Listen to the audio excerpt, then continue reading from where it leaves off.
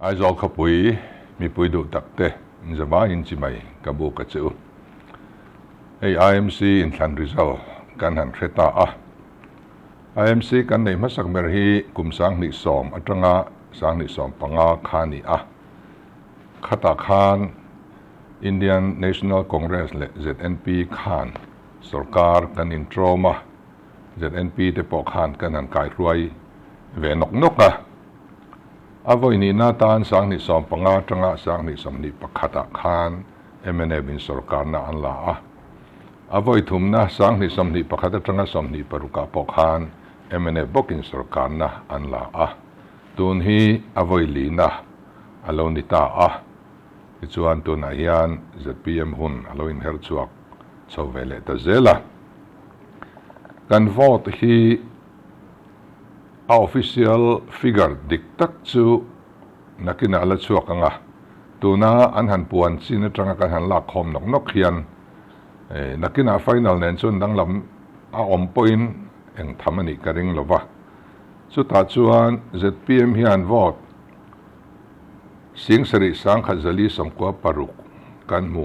chu za somli pasari point paruk pakwa ani kan vote mu hi alom le kan emene unaw te hian vote sing li sang ruk le za somnga panga an mu kan in thlau na hi vote sing ni sanga za thum somli le pakhat ani tin INC hian vote sing thum sang khazani somnga panga muin kan in thlau na hi vote sing li le zani le somli le pakhat ani kan in thlan result chungchanga hian amasaberin pathian nena Lawmthu ka soya tin aizol mi puite chunga Lawmthu ka soi boka kan state election commission tin tluang takin min kai ruai na azara engma harson na le buaina te omlovin kan tlingtla theia Chuvangin SEC chunga po Lawmthu ka soi boka tin kan in thlanapia nga min uap thin tu kan MPF te chunga po Lawmthu ka soi bokani kan tlin chan hi soidon tai langin mi hring lama chuan chumi khami wang ani ti tur soi tu tam tak omanga kan MLA te na tho that te kan party worker le kan campaigner te zong kan minister te le mi pui mi mir min du sak tu te henga wang hian kan lo tling ani ti tura pui chu mi hring lam chana chuan soidon ila soi tur om thlo in karinga amaro chu khang zong chung lama khan kan tlin chan ber hi chu pathian mal som na kan don zui zel wang hi ani maya pathianin he khopui en kol tu tan aman ruatan kan tlin lo nang angin min lamang dua chu kan tlin chan ani hei in than reng a hian ading lai sarkar ding lai pai du to na anti incumbency factor hi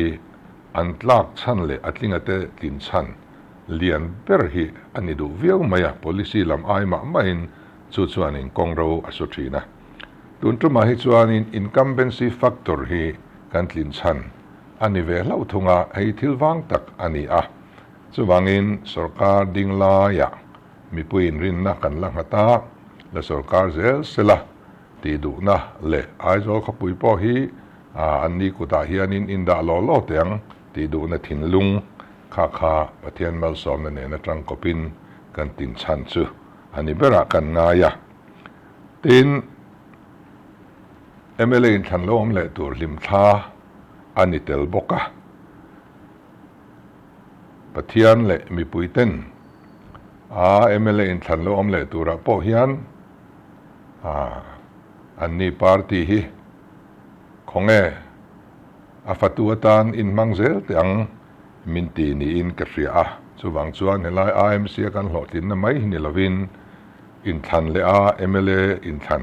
alo omle huna po alim tha lom tak ani tel bok hi lom omle zualna ni in kafria tin meichia mel kan mu thanem le zualta hei ZPM chuan meiche MLA pani kan neya chungzinga chuan pakhat chu Mizoram cabinet minister masaber kan han neya tun truma hianin sit som pasari kan la ka hianin pakua hi mi pahania pariat ngot mai hi meichia an ni a heng meichia an tlin na zinga hianin meiche uat ni lo general seat pathum atel nge nge a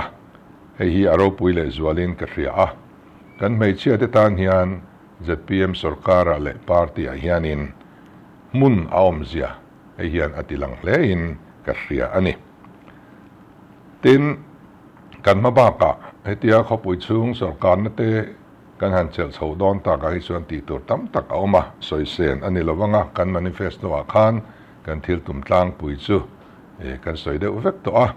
tun tuma hian kan manifesto hi kan zuar na sa ema aziak point kan the dar na sa a kan party dang te chuan manifesto ai soi war deuh hi an niin alanga aizol mi pui hianin manifesto soi mai hi tok an lo ti viau in soi sel na te in sir the na le mi mala in be na te hi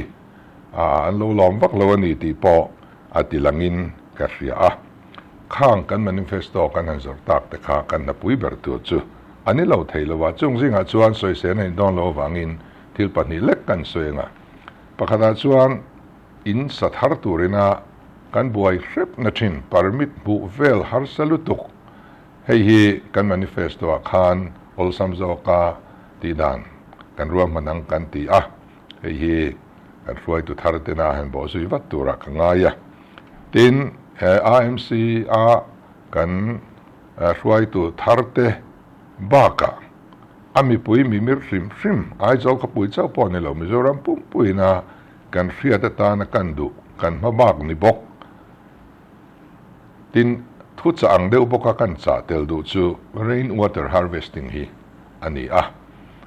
hei fur lai a po a khol na kan nei that lo wangin tlong lui te lo nuwa fur lai a po tui kan ngei deuh tho fo maya tha lai chu soi thu a cheng lova heta hian pathianin van ro tui mal som na tam tok tak min pe akum tinin ado khol na kan nei that hi chuan tu a hian har sa lo tur kan ni Chuvangin in sathar tung rapiang hianin van ro tui khol na hi kan ngai tu tel atha a in lo sa to te point ati ram dan kan ngai tu theu hi trolin ka ria a hemi rainwater harvesting kan han ti hi sarkarin ma ala a AMC in ma aron la don boka chumi pialama chuan chung kotin mo purna ani ti ria a hemi konga hianin thanem ngai taka thal chung emotala kanin tawdel natur tawdel veka thailo point kanin tawdel thuak thei natur tal hi lo ti vek ilangin hemi hi na chang kan ria chuan kan tui har chan na hi